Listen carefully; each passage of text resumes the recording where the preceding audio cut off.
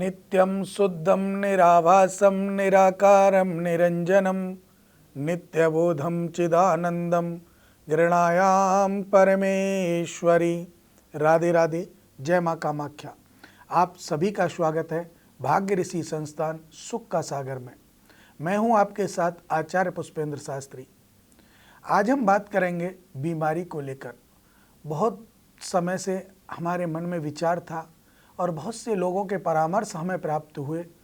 लोगों की जो अर्जियां थी उनमें एक ही प्रश्न हमें बहुत ज़्यादा मिला कि गुरुजी बीमारी को कोई उपाय ऐसा बताइए कि आजकल आप देखते हैं छोटे छोटे बालक, छोटे छोटे बच्चे, किसी को कैंसर हो गया, किसी की किडनी फेल हो गई, किसी को और कोई बड़ी बीमारी हो गई। क्या कारण होता है? ये जो बीमारियां होती हैं ये क्यों हमारे शरीर में आती हैं? क्या इसका कोई कुंडली का लॉजिक है? क्या कुंडली के द्वारा ये हमारे जीवन में आती हैं? क्या कुंडली का समावेश इसके द्वारा होता है? तो ये आज हम आपसे बात करेंगे। कुंडली के लगन को देखते हैं और षष्ठ भाव और अष्ट भाव को देखते हैं। पहला घर, छठवां घर और आठवां घर। आपको अगर बार बार चोट लगती है, एक्सीडेंट होते हैं, खून निकल जाता है, हड्डी टूट जाती है और कोई ऐसी परेशानी आती है, तो उसमें आपको कुंडली का जो आठवां घर है, अष्टम भाव जिसको बोलते हैं, उसको हमें देखना चाहिए। अगर आपको वैसे कोई रोग प्रतिरोधक क्षमता कमज़ोर हो जाती है, रोग बढ़ जाते हैं, अचानक से ऐसे रोग उत्पन्न हो जाते हैं जैसे कि कैंसर हो जाना, टीबी हो जाना, किडनी फेल होना, लीवर फेल होना, अर्थात और जो बड़ी बीमारियां हैं। मैं नॉर्मल बीमारी, खांसी जुकाम बुखार की बात नहीं कर रहा हूं, क्योंकि वो मौसमी बीमारियां होती हैं, मौसम के अनुसार उतार चढ़ाव पर हर व्यक्ति को आ जाती हैं, उसका प्रभाव थोड़ा कम रहता है। लेकिन जो ज़्यादा प्रभाव है, आज मैं उसके बारे में बात करूंगा। आज सबसे पहले अगर हम देखते हैं तो छठवां घर उसके लिए देखें और लगन देखते हैं। इन घरों में कोई भी राशि बैठी हुई हो या कोई ग्रह ऐसा हो जो कुपित हो, तो उन ग्रहों का समावेश में इनके लिए व्यक्ति को, अगर आपके घर में कोई बड़ी बीमारी किसी के है तो पहले आप उसकी कुंडली का आंकलन अच्छे ज्योतिषाचार्य से कराएं।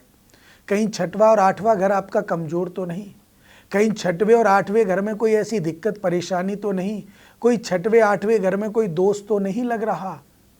अगर इन घरों में कोई दोष लगता है, मान लीजिए चांडाल दोष, अंगारक दोष आपके छठवें घर में या आठवें घर में या द्वादश भाव में लगे हुए हैं, बुध आदित्य योग अगर इन्हीं घरों में लगा हुआ है, तो ऐसे जातकों को कैंसर जैसी समस्या बहुत ज़्यादा होती है। कैंसर की जो बीमारी हमारे जीवन में आती है वो इसी से आती है। तो जो बड़ी बड़ी बीमारियां हैं, किडनी का फेल होना शनि मंगल के समावेश से होता है। अष्टम भाव में या षष्ठ भाव में शनि मंगल का समावेश हो और उनके साथ साथ सूर्य राहु की दृष्टि पड़े, तो निश्चित मान लीजिए कि आपके लीवर पर, किडनी पर ऐसा प्रभाव डालेंगी कि वो आपके जीवन को निरर्थक कर देंगी। तो ये जो बीमारियां होती हैं, आप अपने बीमारी आने से पहले कुंडली का आंकलन करा करके भी उसका समाधान पाकर आप उस बीमारी से बच सकते हैं। लेकिन जिन लोगों को ऐसी बीमारियां हैं, क्योंकि ये आपको भी पता है, अभी तक कैंसर जैसी बीमारी की कोई दवा नहीं है। अभी तक कैंसर की बीमारी जिस व्यक्ति के हुई या जिसके हो जाती है, लोगों के मन में एक ही प्रश्न होता है कि ये तो जाएगा। लेकिन देखिए, परमपिता परमात्मा के पास ऐसी एक औषधि, ऐसी एक दवा है, उसका आशीर्वाद, उसकी एक नज़र से पता नहीं क्या हो जाए, सब कुछ बदल सकता है। रोगी निरोगी हो सकता है और निरोगी को रोगी बना सकते हैं, लेकिन उस पर हमें विश्वास रखना है। विश्वास के अंतराल में अगर कोई बीमारी ऐसी है, डॉक्टरों ने जवाब दे रखा है, ठीक नहीं हो रही है, तो ऐसे जातकों की कुंडली दिखा करके अवश्य उपाय कराएं।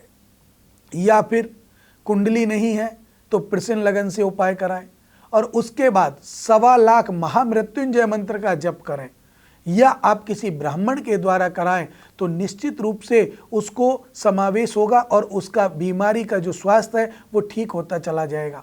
कुछ ऐसे बुजुर्ग जो खाट पर पड़े हैं, बिस्तर में पड़े हैं, बड़े दुखी हैं, लोग नहीं, अपने परिवार के लोग, घर के लोग कहते हैं हे भगवान इनको उठा लो, तो ऐसा प्रयास जब वो करते हैं तो ऐसे लोगों के लिए आप गीता का पाठ सुना दीजिए, या एकादशी करने वाला व्यक्ति अगर एकादशी का संकल्प करके उसके निमित्त दान कर दे तो भी उनका जीवन पूरा हो जाता है, शरीर पूरा हो जाता है, ये भी शास्त्र कहता है। तो जो उपाय मैंने बताए उन्हें आप अवश्य कीजिएगा। और आप भी अगर बीमारी से ग्रसित हैं तो निश्चित रूप से आप अपने कार्यों में अवरोध पैदा ना हो, बीमारी से आप निजात पा सकें, इसके लिए भी आप हमारे इन नंबरों पर जुड़कर हमसे संपर्क कर सकते हैं।